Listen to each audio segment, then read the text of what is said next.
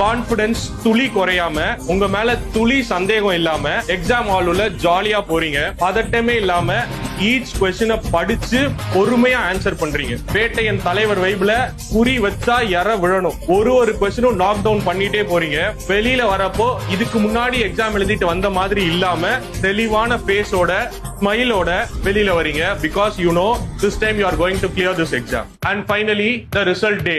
Your day, no surprise, you have cleared the exam.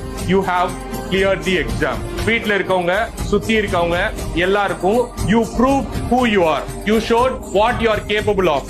எத்தனையோ தூக்கம் இல்லாத நைட்டை கடந்து, எத்தனையோ நாள் எக்ஸாம் கிளியர் பண்ணலன்னா என்ன ஆகுன்ற பயத்தை கடந்து, அந்த டார்க் பேசஸ் ஆஃப் லைஃப் எல்லாம் கடந்து there is a light.